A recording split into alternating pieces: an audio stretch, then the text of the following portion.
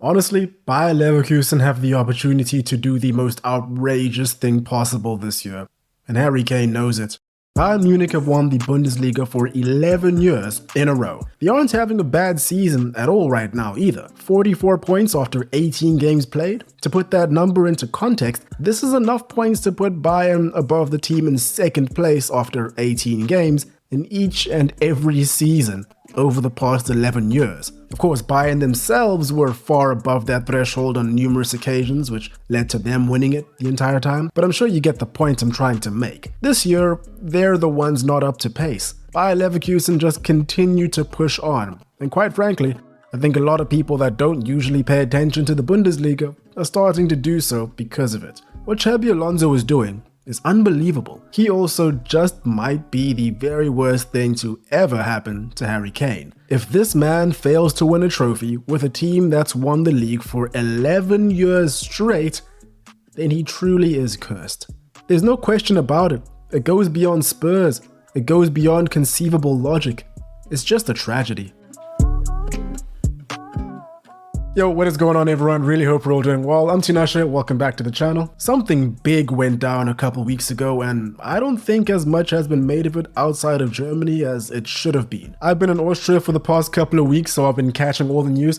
Bayer Leverkusen were officially crowned the Herbstmeister, which directly translates to Autumn Champions, an unofficial, non-existent trophy for the team at the top at the halfway point of the season. An incredible feat, no doubt about it, but also one that doesn't really mean all that much when we look at it in context, as in the past decade or so in Germany. It also doesn't really mean all that much when we consider the fact that this isn't the first time that this has happened for Leverkusen. They've been top after 18 games on a few occasions. Back in 2009 was the most recent, the worst of which was, of course, 2002. Champions League runners-up, DFB Pokal runners-up, and Bundesliga runners-up. By 1 point. That right there is nightmare fuel for anyone that supports any club. The Leverkusen or Neverkusen nickname is going to be thrown around regarding Leverkusen right up until the very last day of the season, regardless of how the table is looking, you have to feel. Although the form these guys are producing right now is the exact polar opposite of their fortunes over the past while. They're the only team in the Bundesliga that haven't been defeated so far.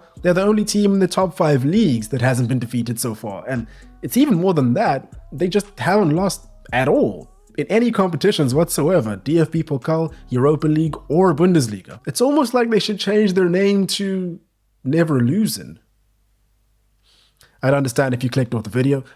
Please don't though. The best defense in the league with only 14 conceded. Just 3 shy of the best attack in the league. Just 1 goal separates them in goal differential between them and Bayern. 4 points clear. It's gonna sound a bit cliche because it is, but their past 2 games have literally been the epitome of what it takes to become champions. And they've had some really good value for these wins too. They've had the entire spectrum when it comes to the types of wins. We've had, grinding out results, convincing high-scoring wins, late dramatic winners too. Even further, these past 2 games have been the ultimate examples of that last one. Augsburg and RB Leipzig. Against Augsburg, they were lucky on a few occasions. Augsburg hit the posts, there were 1 or 2 offsides calls, a shock result could have happened. But Leverkusen ultimately controlled proceedings, as they have done essentially throughout the entire season. They left it late, with Ezequiel Palacios scoring a winner in the 94th minute. Leipzig was a whole different kind of challenging. They took the lead twice in this match and were dangerous throughout. Xavi Simons was having an unbelievable game, scoring the first after doing a little bit of juggling of the ball and then playing a crucial ball before Leipzig's second. He sadly injured himself going in for a slide tackle, but he seems to be doing okay. Leverkusen came back twice to come out 3-2 winners,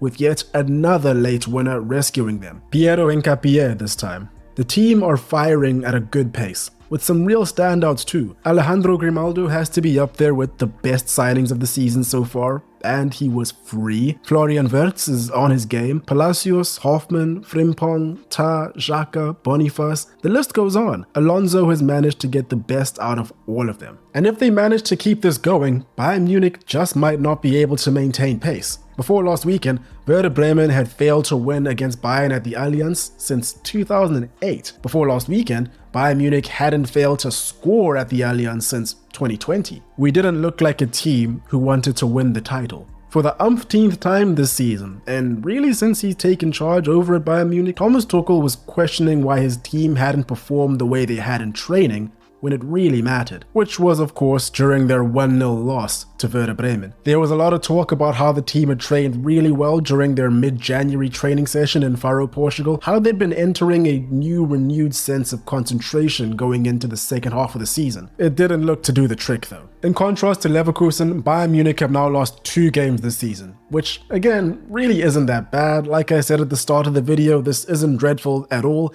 The only problem is that there's a team that's better than them, number 1, and number 2, they're being haunted by the success of their past. It's kind of like Erling Haaland this season. The man has scored 14 goals in 15 games this year. That's unreal. Wait, what's that? He scored 18 goals in 15 last season? Never mind, he's washed. Call it in, boys. The same thing can be said about Mohamed Salah just about every season, and the same thing was said about Cristiano Ronaldo and Lionel Messi just about every season when they were at the top of their games. However, I will say that there is probably something to be said about Bayern Munich and the situation that they find themselves in right now. Having said that, I am aware that they did win their match against Union Berlin to cut down that points gap to 4 points. That was their game in hand, so now everything's on par. But I want to talk about this from the perspective of their previous match against Bremen. Now, I watched that game closely because I really wanted to see how they would respond to Leverkusen's comeback win against Leipzig. And what I saw were the differences between a team that knew what they were doing and executing the plan, and a team that knows how to execute the plan, but just weren't doing it.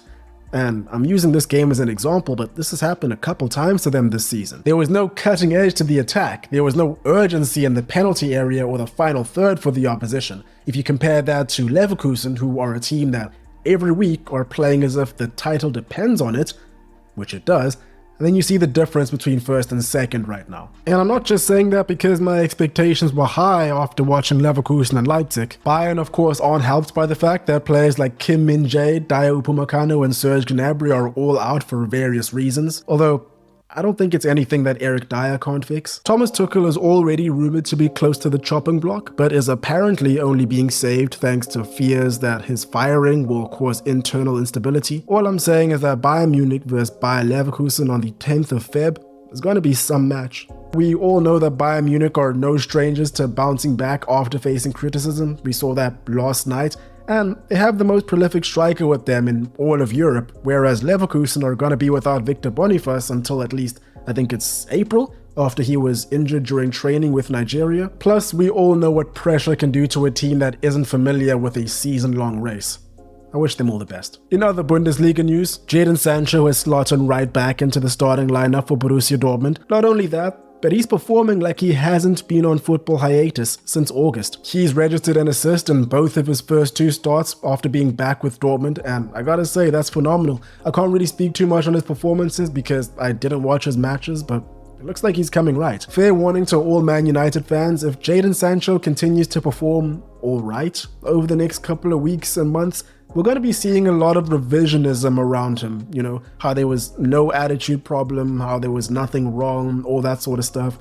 You know what, who knows who to believe, who knows if any rumors at all are any true, but just be ready for it. Ian Maatsen was way too good to be eating bench at Chelsea, so it's good to see that he's gotten off to a good start with Dortmund while on loan too. Again, never watched the match, so don't really have much to say about him and his performances, but I did watch him at Chelsea and thought he was decent, so I'll be watching. I don't really have much analysis or thoughts to talk about when it comes to him, but just wanted to mention that. And there we have it. Hope you guys enjoyed a little mini update about the Bundesliga. Let me know what you think in the comments below. Feel free to subscribe. Feel free to, follow the socials, all that. That's all for me today. Hope you guys enjoyed. Hope you're having a great day. Cheers, and I'll catch you in the next one.